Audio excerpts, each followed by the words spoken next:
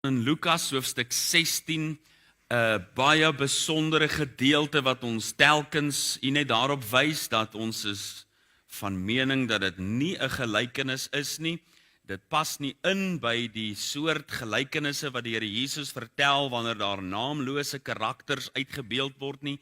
Hier word name genoem, 2 name, daar word gepraat van Abraham, daar word gepraat van Lazarus. Ons verwys daarom hier dat dit nie 'n gelykenis is soos die vertalers die perikoop opskrif ingevoeg het nie. Miskien net voordat ons lees so algemeen iets oor die woord hel en iets oor die woord hemel. Die woord hel is 'n beskrywende term wat ons eintlik vir 'n paar plekke gebruik, soos hemel. Ons praat van die hemel en uiteindelik verwys die hemel na 'n paar plekke. Ons het natuurlik ons atmosferiese hemel. Ek kyk op na die hemel. Ek gebruik hierdie selfde term. Maar dan het ons ook die astrologiese hemel, die hemelruim, bo dit, die planete en die sonnestelsel en dies meer. Maar dan is dit soos 1 Timoteus 6 vers 16 ook leer, is daar die ontoeganklike lig, wat ons ook die hemel noem. Dan gaan daar eendag uit die hemel 'n stad kom op die nuwe aarde, en hierdie nuwe aarde met die nuwe stad wat uit die hemel kom, gaan ook die hemel genoem word.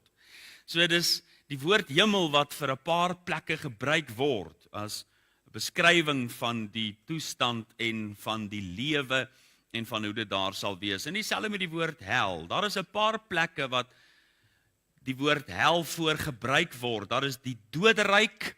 Dit is soos 'n voorportaal vir die uiteindelike hel, die poel van vuur. Die doderyk word ook beskryf as die hel. Wanneer daar byvoorbeeld in die geloofsbelydenis ook dikwels gepraat is van ter helle neergedaal, dan verwys dit eintlik maar na die doderyk. Dis een en dieselfde plek, is maar net woordspeling, dis eintlik dieselfde plek. Maar dan is daar plekke waar gevangenes van bose geeste bewaar word. Dit word ook dikwels verwys na as hel. So, as ons vanoggend hierdie gedeelte lees, dan beskryf dit die doderyk, wat ons na verwys ook in 'n beskrywende term as die hel. Kom ons lees Lukas 16 en ons gaan lees vanaf vers 19. Lukas 16 vanaf vers 19. En daar was 'n ryk man, en hy het purper en fyn linne gedra, en elke dag vrolik en weelderig gelewe.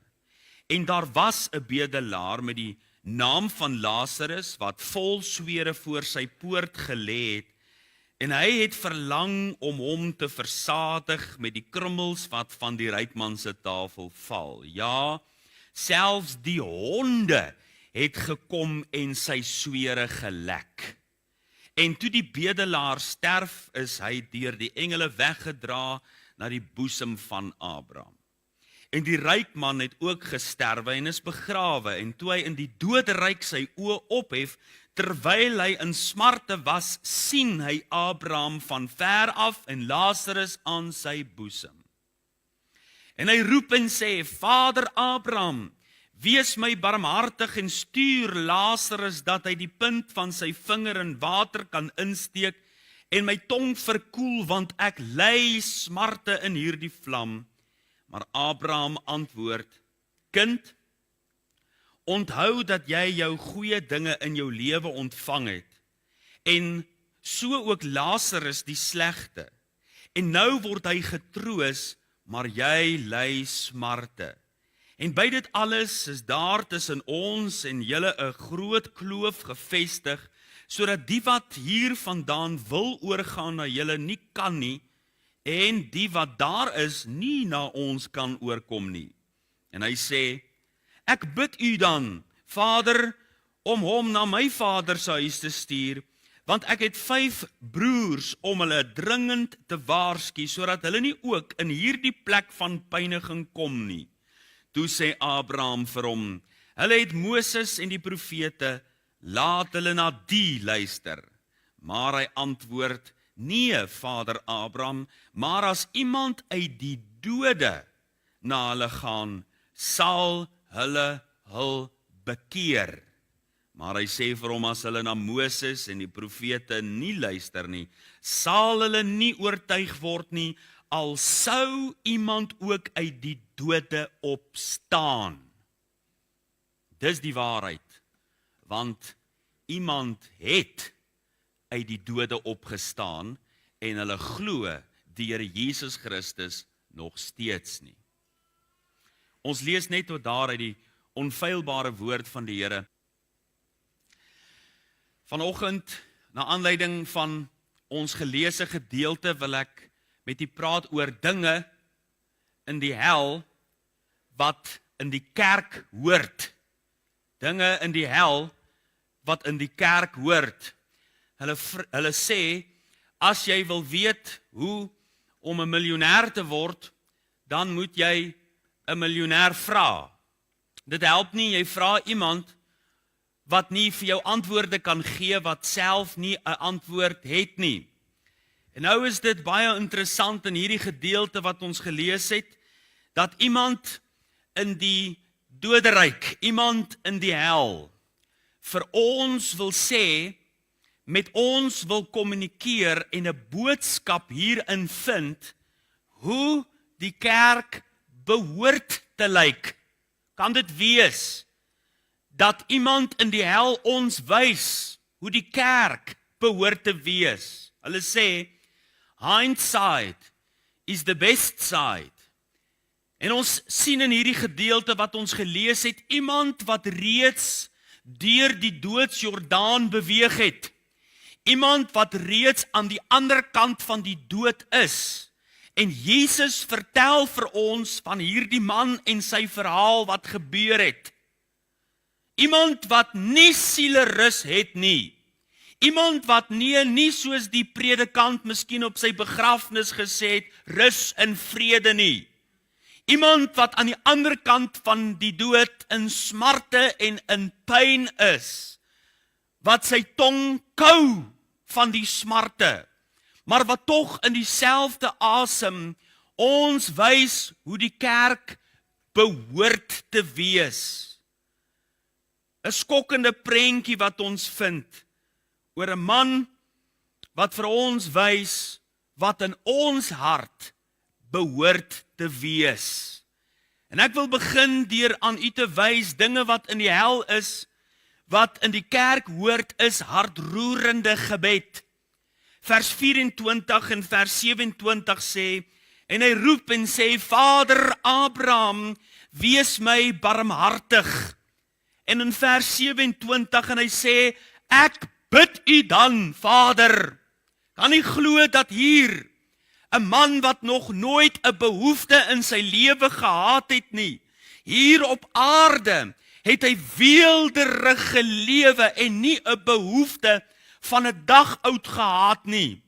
'n Man wat nog nooit nodig gehad het in sy eie oë om 'n gebed te doen nie. Hier is nou 'n man wat ryk is in sy aardse lewe, nie net ryk was nie, maar stinkryk was. Hy het fyn en purperlinne gedra, kleding wat vir koninklikes daar gestel is. Het geen behoeftes wat hy aan kan dink nie. Maar uiteindelik, soos wat sommige mense sê, geld kan nie geluk koop nie. Dit lyk in sy geval dan, as dit die waarheid is, dat geld nie geluk kan koop nie, dat hy darm vir 'n tydperk geluk gehuur het. Want dit lyk asof hy weelderig en vrolik gelewe het, uitbundig gelewe het, nooit 'n behoefte na gebed nie, maar nou is dit egter anders. Jy sien, sy besittings het sy sinne verblind en het hom afgestomp gemaak, dat hy nie 'n dieper behoefte in sy siel raak gesien het nie. Jy sien, en dis wat baie keer in hierdie lewe gebeur met mense, dat hulle word verblind vir 'n dieper behoefte wat daar in hulle hart skuil. Nooit een oomblik het hierdie ryker man die tyd geneem in sy lewe om na die dieper dinge van die lewe te vra, na die dieper dinge van die lewe te kyk nie. En so het hy uiteindelik opgeëindig met 'n groot geestelike nood. Hy bid om barmhartigheid. Hy het alles gewin in hierdie lewe, maar aan sy siel het hy skade gelei. Matteus 16 vers 26 sê, want wat baat dit 'n mens as hy die hele wêreld win, maar aan sy siel skade ly. Nou egter, binne die ewigheid, nou, hierdie man wat eens 'n vinger kon klap en water word vir hom gebring, nou bid hy dat die bedelaar wat by sy poorte gelê het, sy vinger in die water sal steek om sy tong te verkoel, want hy ly smarte in die vlamme. Nou het hy hierdie geweldige groot behoefte. Nou het die vlamme van die hel sy oë oopgemaak na die groter nood, die groter dors wat in sy siel was. Nou bid hy om barmhartigheid. En is dit nie tragies, my broeders en susters, dat die hel eers iemand sy oë moet oopmaak nie? Dat die hel eers ons daarop moet wys. Die geweldige groot sonde wat in die kerk ingeslyp het van biddeloosheid. Dat mense in hierdie lewe, hulle lewe kan leef en verbygaan sonder om hulle harte tot God te rig, maar die oomblik as hulle deur die doodsjordaan beweeg het, dan gaan hulle oë oop, dan sien hulle die nood raak, dan sien hulle die behoeftes, dan bid hulle. En selfs word die kerk vandag deur hierdie man se gebedslewe in die hel bestraf. En die Here Jesus wys vir ons op die kerk van die laaste tye, wat net soos hierdie ryk man sal wees. Wanneer die Here Jesus aan die kerk sê in Openbaring 3 vers 17, want jy sê hy aan die Laodicea kerk, die lou kerk, ek is ryk en het verryk geword en het aan niks gebrek nie, en jy weet nie dat dit jy is wat elendig en beklaanswaardig en arm en blind en naak is nie, en jy weet nie. Jy sien hoe tragies is dit nie? Dat 'n mens so ryk en verryk kan word, dat jy dink jy het aan niks gebrek nie. Jy het geen behoefte nie. Jy is genoeg in jouself. En hierdie ryk man bestraf ons, sy lewe bestraf ons, om te dink dat hy ook alles in sy lewe gehad het, en hy het nie geweet dat dit hy is wat eintlik arm is, naak is, met sy rein, fyn, blink, purperlinne en al. Naak is, arm is, blind is vir sy eie toestand en sy eie hartskondisie. Beklaanswaardig. Hoe tragies is dit nie, dat ons hier op gewys word, dat hierdie man se gebed nie beantwoord is nie. En tog het hy die behoefte om te bid, het hy die behoefte om te vra, terwyl ons die hoorder van gebed het, wat naby is, wat sy oorneig na die hulpgeroep van sy kinders. Ons wat die hoorder van gebed het, wat ons uitnooi, bid sonder ophou, wat ons uitnooi om met hom te praat, om in gemeenskap met hom te wees. En tog is soveel mense vasgevang in biddeloosheid. Sal 'n dag, sal 'n week, sal 'n maand verbygaan sonder dat hulle kontak met God maak, sonder dat hulle hartroerend tot God bid. Hoe tragies is dit nie, dat die hel die kerk op haar neus moet laat kyk en in skaamte hulle kop laat sak oor die gebrek aan gebed.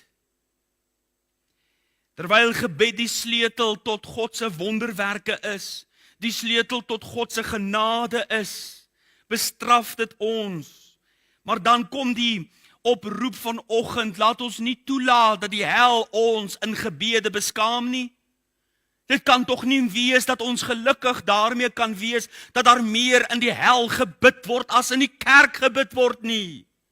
Laat ons daarom dan met vrymoedigheid na die troon van genade gaan, sodat ons barmhartigheid kan verkry en genade vind om op die regte tyd gehelp te word, sê Hebreërs 4 vers 16. Laat ons gaan in die gebed, laat ons gereeld gaan, laat ons gou gaan, laat ons dringend gaan, laat ons in die gebed tot God nader, voordat die dag aanbreek, wanneer mense se gebede nie meer beantwoord sal word nie. Laat ons nou gaan.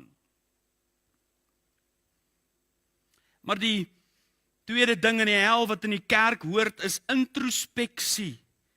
Vers 25, maar Abraham antwoord, kind, onthou, dat jy jou goeie dinge in jou lewe ontvang het, en so ook Lazarus die slegte. En nou word hy getroos, maar jy ly smarte. Abraham vra hierdie ryk man om na binne te kyk. Kind, onthou, kyk vir 'n oomblik binne jou. Dink vir 'n oomblik. Word vir 'n oomblik stil as jy kan tussen die geskreeu en die geknars van die tande. Onthou, kyk na binne. Waarom het God hierdie ryk man met goeie dinge geseën?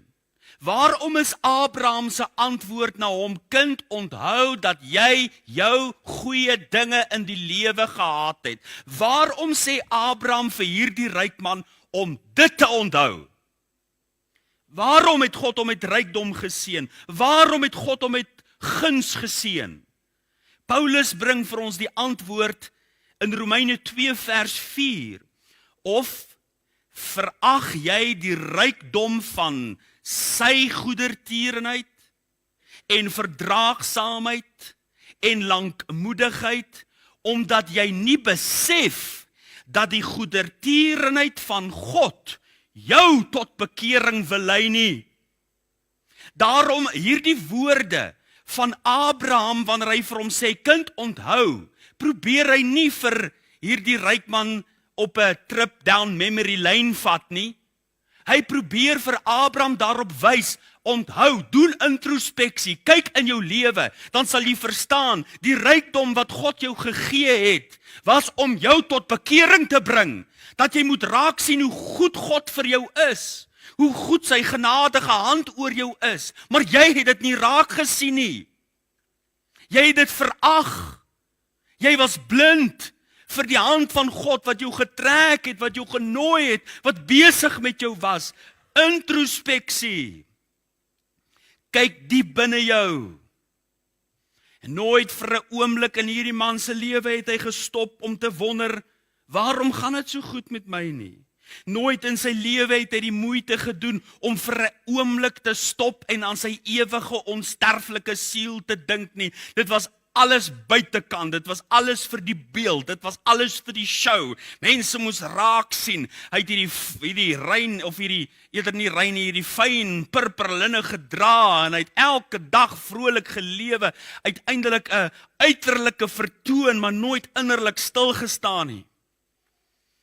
En sy reaksie op Abraham se woorde, kind, onthou, sê dat hy vir daai oomblik in sy hart in kon kyk.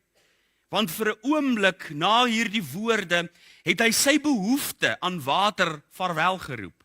Nadat hy teruggedink het, nadat hy na sy binnekant toe gekyk het, het hy ewe skielik besef, hy het sy kanse gehad. Kan jy dit tog glo dat eers in die vlamme van die hel word iemand se oë oopgemaak? Nie sy fisiese oë nie, maar sy geestelike oog om raak te sien. Hoeveel keer hy die hand van God weggeslaan het, hoeveel keer hy sy ore toegedruk het. Nou, hierdie selfsugtige mens doen nou selfondersoek en hy onthou. Hy kyk na binne en hy besef en hy verstaan dat hy het oortree.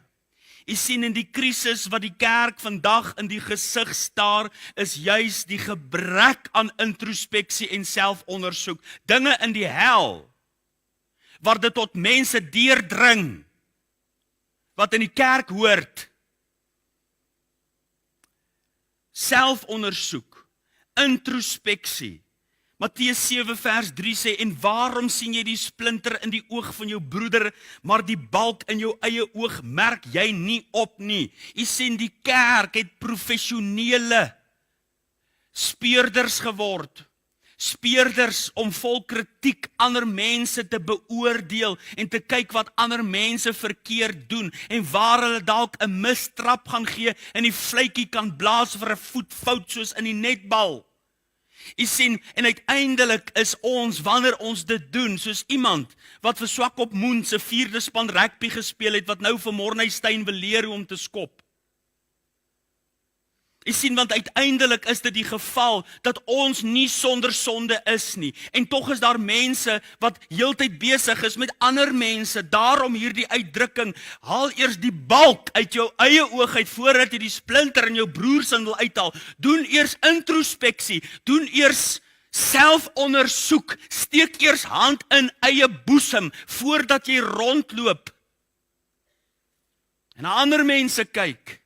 Hierdie ryk man kon onthou, hy het teruggedink, hy het ingekyk, hy het na homself gekyk en besef. Eksodus 4 vers 6 het 'n spreekwoord in ons Afrikaanse taal geword. En die Here het verder vir hom gesê, steek tog jou hand in jou boesem. En hy het sy hand in sy boesem gesteek en toe hy dit uittrek, was sy hand melaats soos sneeu. Dit het 'n uitdrukking geword dat ons sê, steek jou hand in eie boesem. En as 'n mens dit doen, dan haal jy jou hand uit en is vol melaats. Dis maklik om ander mense se oortredinge raak te sien, maar jou eie is jy blind voor. Dat wanneer jy jou hand in eie boesem steek, dan kom dit ook maar melaats uit. Laat hy wat sonder sonde is, die eerste klip gooi, het die Here Jesus gesê. Uiteindelik wys dit ons daarop dat ons ook vir 'n oomblik binnekant toe moet kyk. Niks met die een langs my te maak nie, niks met die een voor my te maak of agter my te maak nie, maar wat wil die Here vir my sê? Ek moet introspeksie doen, dis dinge in die hel waar mense se gewete hulle falter, waar hulle introspeksie doen en dit pla hulle wanneer hulle dink en onthou. En hulle word gefolter, maar dis dinge wat nie daar moet gebeur nie. Dis dinge wat hier moet gebeur. Dis dinge waarmee ons onsself mee moet besig hou, om hand in eie boesem te steek en die Here te vra, soos Psalm 26 vers 2 sê, toets my Here en beproef my, keer my niere en my hart.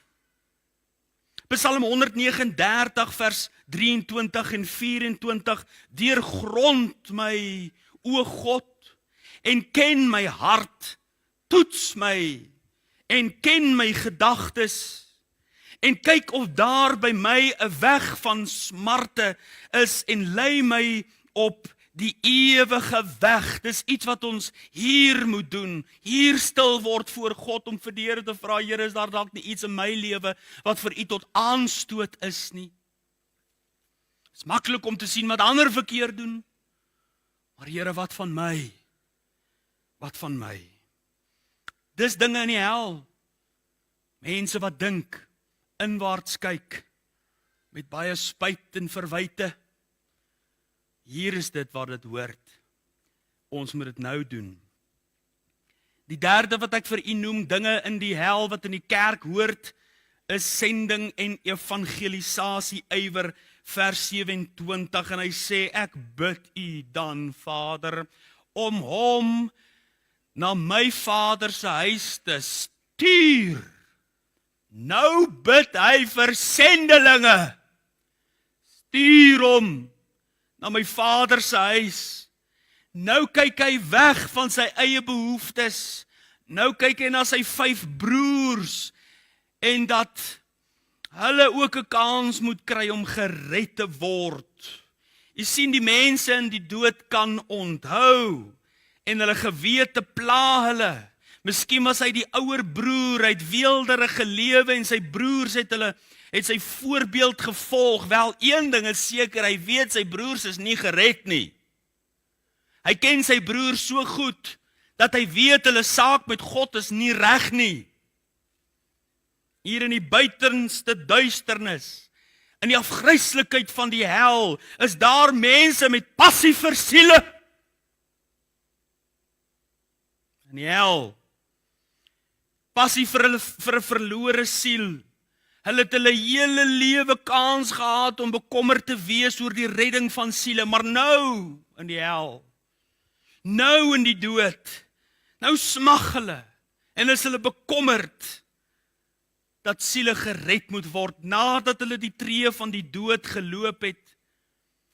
Ag my broeders en susters, kan die hel ons hierin beskaam? Moet ons vandag met skaamte weer sê dat die dooies meer bekommerd is oor die redding van siele as die kerk van die Here Jesus Christus? Jy sien, wanneer ons introspeksie doen en die Here maak ons harte reg, dan keer ons weer uitwaarts om ons harte te neig na ander mense toe, dat hulle gered kan word. Dit kan tog nie wees, my broeders en susters, dat daar meer trane in die hel is oor verlore siele as in die kerk nie. Mense wat hartroerend roep tot God dat sendelinge gestuur moet word. Ons bid vir die redding van siele. Ons bid dat die Here arbeiders in die oesland gaan instuur. En ek wonder hoe getrou is ons daaraan om werklike poging aan te wend dat siele gered word. Red die wat na die dood gesleep word. Die wat na die slagbank wankel, hou hulle tog terug, sê Spreuke 24 vers 11. O, dat die redding van siele ons harte sal besiel. Is jy meer bekommerd oor jou pensioen as oor sondaars op pad na die hel? Is jy meer gefokus op jou eiendom as verlore siele blindelings op pad na die ewigheid? Is jy meer behep met sport en plesier as jou buurman en jou buurvrou se huil?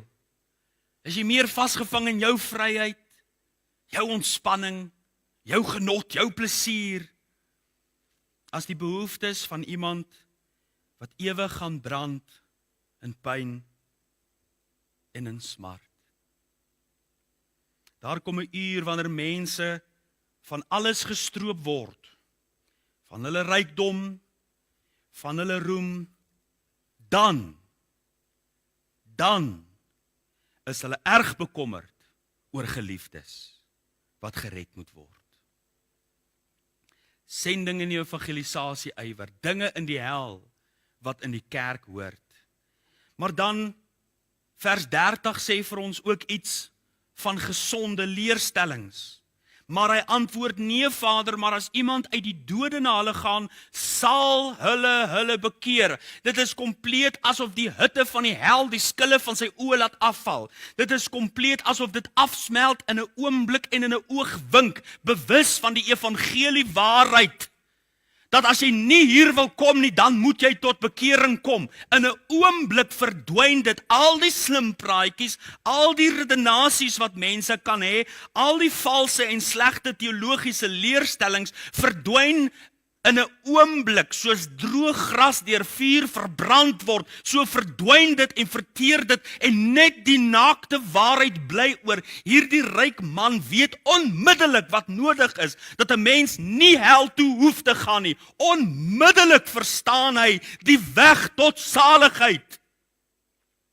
Jy sien, mense hou hulle vandag besig met leerstellings. Daar is 'n paar wonderlike leerstellings, maar mense hou hulle so besig en is verstringeld in allerlei stories en redenasies en konsepte, terwyl die naakte waarheid skade ly. Die waarheid van die evangelie, dat 'n mens hom tot God moet bekeer. So kom dit uit 'n predikant se mond uit by geleentheid waar mense gegaan het na hulle gemeente toe en sê, maar hulle hoor daar by die EG Kerk word bekering gepreek. Hoekom word hier by ons gemeente nie bekering gepreek nie? Toe sê die dominee, want jy het nie nodig om jou te bekeer nie, want God het jou klaar gekies. Daar gaan baie mense ontnugter word in die ewigheid as hulle agterkom, maar die manier hoe ek hierdie plek kon vermy was deur bekering.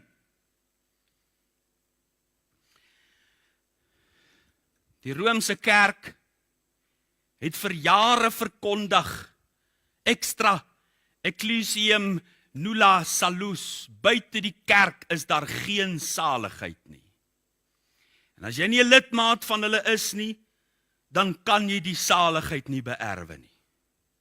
Vandag is daar sabbatariërs wat rondgaan en sê daar is geen saligheid vir die wat op 'n Sondag by die kerk is nie, dis net as jy op 'n Saterdag by die kerk is. Ander wil jou weer wys maak dat jy jou kop 'n paar keer, miskien 1 keer, ander sê 3 keer onder munisipale water moet druk, of onder die seewater moet druk, of onder Jordaanwater moet druk, en dan as jy nou eers geonderdompel is, dan kan jy die saligheid beerwe. Daar is ander sektes wat weer glo nee, net 144.000, soos die hoof van getuies wat sê, net 144.000, net hulle sal die saligheid beerwe, en jy moet hard werk om deel te wees van die 144.000. Maar moenie verbaas wees dat dit hierdie sektes alleen is nie. Dit is ook, kom ek sê 'n getal van seker nagenoeg 70% van Afrikaners wat glo jy moet hard werk om hemel toe te gaan. Bykans 70% van Afrikaners weet nie wat wedergeboorte is nie. Hulle glo jy moet 'n goeie mens wees. Hoekom gaan jy hemel toe? Want ek is 'n goeie mens. In die vlamme van die hel word al die verkeerde teologie weggebrand en bly daar maar een oor. Hulle moet hulle bekeer. Dit is die antwoord wanneer die woord bestudeer word dat 'n mens hom tot God moet bekeer. Titus 2 vers 1 sê, maar spreek jy wat by die gesonde leer pas. Hoekom moet ons spreek wat by die gesonde leer pas? Waarom moet die kerk by die gesonde leer pas? Bly. Want 2 Timoteus 4 vers 3 sê, want daar sal 'n tyd wees wanneer hulle die gesonde leer nie sal verdra nie, maar omdat hulle in die gehoor gestreel wil wees, sal hulle 'n menigte leraars versamel volgens hulle eie begeerlikhede. Hulle gaan soek wat hulle vlees gaan streel. Hulle gaan soek waar die gehoor gestreel gaan word, waar hulle wil hoor, of waar hulle hoor wat hulle wil hoor. 'n boodskap wat hulle self gaan opkikker, hulle selfbeeld gaan streel, hulle soos kampioene gaan laat voel, en kampioen en al oor die afgrond van die ewigheid stort in die verdoemenis. As hulle nie tot God bekeer nie. Dinge in die hel wat in die kerk hoort, 'n gesonde begrip van die evangelie, dat Christus Jesus sy lewe aan die vloekhout van Golgotha gegee het, en dat ons, deur ons te bekeer, bewys ons geloof, draai weg van die wêreld, versaak die wêreld en volg Jesus. Gesonde leer. Maar die laaste wat ek vir u wil noem, is die besorgdheid en omgee vir ander. Lukas 16 vers 28, ek het 5 broers om hulle dringend te waarsku, sodat, hier kom die omgee, hier kom die besorgdheid, hulle nie ook in hierdie plek van pyniging kom nie. Kan u self indink, 'n man wat nog nooit aan iemand anders ter gedink het as homself nie. Dit het nog alles net altyd oor homself gegaan. Selfs Lazarus het daar gelê by sy poort en hy kon nie minder omgee of Lazarus nou maar vandag nie 'n bord kos gehad het of nie. Hy kon nie omgee of Lazarus homself nou maar moes versadig met die krummeltjies wat van sy tafel afval nie. Nooit aan ander gedink nie. Nou ewe skielik is hy tergelykertyd bekommerd oor 5 mense se siele, 5 mense se heil. Nou ewe skielik wil hy die vat 5 invul. Nou ewe skielik wil hy vir 5 mense bid. Ek is daarvan oortuig as hy die kans gehad het om hierdie 5 mense daar by die ingangsportaal, het ons die 5 inisiatief waar jy 5 mense se name neerskryf om voor te bid. Ek is seker daarvan hierdie ryk man het sy eie enetjie daar in die hel en hy dink aan sy 5 broers vandag. Is daar ander mense wat bid vir die redding van siele, besorgd oor hulle? Nou ewe skielik. En jy weet, as dit by familie kom, dan is dit seker veilig om af te lei dat enige familie, en seker ook in syne dalk familiestryd gehad het, en veral daar waar die groen blare praat, daar is altyd familiestryd. Jy weet, paas vat kinders hof toe vir geld, en kinders vat paas hof toe vir geld, en broers beklei met mekaar, en stry met mekaar, en susters beklei met mekaar oor geld, en erfporsies, en erfladings, en al die goeders. Daar waar geld betrokke is, daar word daar beklei en gestry, en miskien het hulle harde woorde nog laaste vir mekaar gehad, jy sien, want in sy konteks was dit dalk 'n sterfbed, hy het ook gesterf, en wie gaan nou sy geld kry, wie gaan sy dinge erwe, en miskien was dit 'n bekommernis, miskien was dit 'n bekleierery en 'n stryery, maar nou in die vlamme van die hel, nou is enige ander agenda van die tafel af, nou gaan dit net, dat hulle nie ook in hierdie plek van pyniging kom nie. 'n Diepe besorgdheid, en omgee vir sy familie, verander buiten homself. 'n Omgee wat so sterk is, my broeders en susters, dat uiteindelik ons as kerk opgeroep word om so om te gee, so besorgd te wees oor mekaar, dat ons bereid is selfs om vir mekaar te sterf. Groter liefde, sê Johannes 15 vers 13, het niemand as dit nie, dat iemand sy lewe vir sy vriende gee. Dan sê 1 Johannes 3 vers 16, hieraan het ons die liefde leer ken, dat hy sy lewe vir ons afgelê het en ons behoort ons lewe vir die broeders af te lê. Dit is wat Galasiërs 6 vers 2 uiteindelik sê, dat so 'n besorgdheid en omgee onder ons moet wees, nou hier moet wees, nie besorg eendag as ons nie meer iets daaromtrent kan doen nie.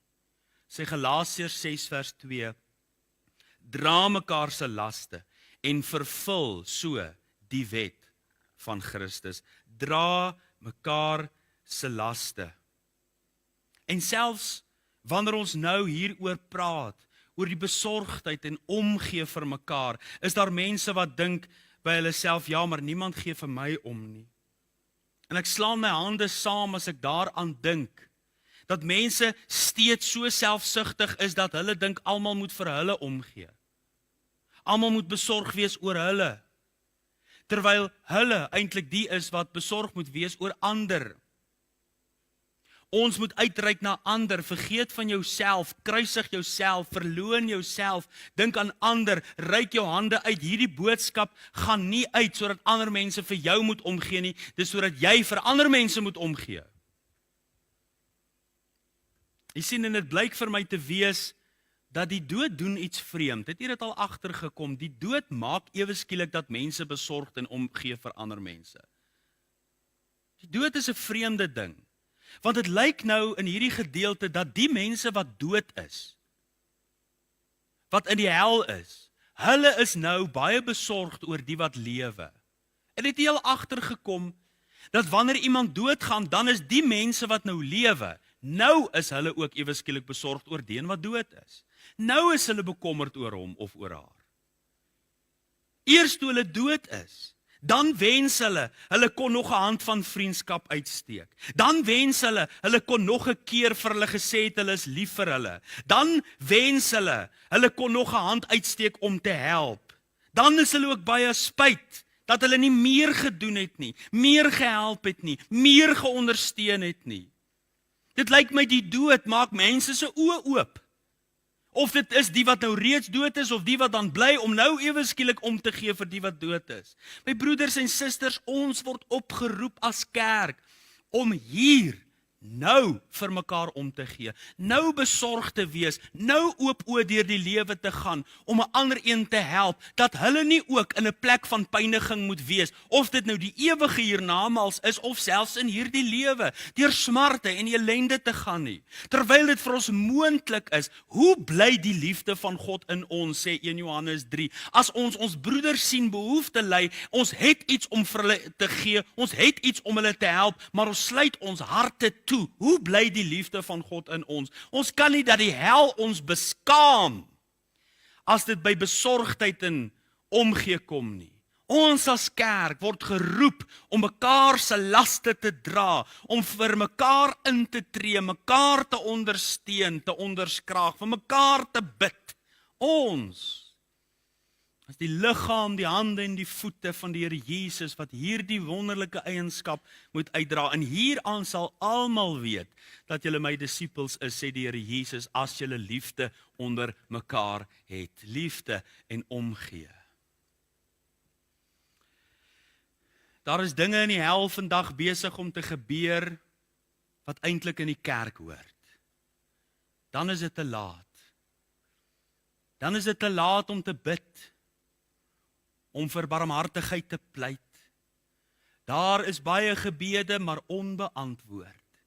Gebede vir barmhartigheid, gebede vir die redding van siele. My broeders en susters, dis nou tyd om te bid. Dis nou tyd om biddeloosheid te bely en voor die Here stil te word, introspeksie te doen. Dis nou tyd dat ons hande in eie boesem steek. Voordat dit eendag te laat is en mense hulle self verwyd, nou moet jy stil staan, nou moet jy dink aan jou eie hart. Miskien is hier iemand wat nog nooit in hulle lewe op daardie plek gekom het, om net vir 'n oomblik stil te staan en te vra, waar gaan ek die ewigheid deurbring? Miskien is hier 'n kind van die Here wat introspeksie moet doen oor hulle eie geestelike lewe. Waar staan hulle met betrekking tot hulle verhouding met God? Dink, kind, onthou. Dink, kyk na binne, toets my Here. Toets my hart en my niere. Vra jouself die vraag, staan stil vir 'n oomblik, sodat jy weer uitwaarts kan keer. Dit help nie, ons wil eendag in die hel passie vir verlore siele het, en al wat ons hier op aarde nou voor 'n passie het, is of die Springbokke vanaand Skotland kan wen nie. Dit help nie, ons het 'n passie vir al hierdie ander dinge, maar ons het nie 'n passie vir 'n verlore siel, wat ewig afgryslik verlore kan wees nie, in pyn en in smarte. Het ons nog 'n passie vir 'n verlore siel? Bly ons by die gesonde leer, nie dat die hel ons beskaam wat goeie teologie aanbetref nie, dat ons by die woord van die waarheid sal bly, dat Jesus die weg, die waarheid en die lewe is. Moenie dat die hel ons beskaam wat besorgdheid en omgee aanbetref nie. Hulle wens, hulle kan nog omgee vir iemand, hulle wens, hulle kan nog 'n hand van liefde uitreik, hulle wens, maar met baie spyt, baie hartseer, baie trane. Daar sal 'n geween wees en 'n geknars van die tande. As mense in spyt, nie net oor die pyn en die vlamme wat hulle verduur nie, maar oor die innerlike foltering, oor die verspeelde kanse, dit wat by hulle verbygegaan het. Daar is dinge in die hel, my vriende, wat in die kerk hoort. Vra die Here, wat hoort in jou lewe? Straf tog nie in ongenade my misdade, Heer, verdra my met geduld. Wil tog nie in toorn ontsteek nie, en nie wreek nie op my sonde en sonde skuld. Wil my Here nie die lewe, nie begin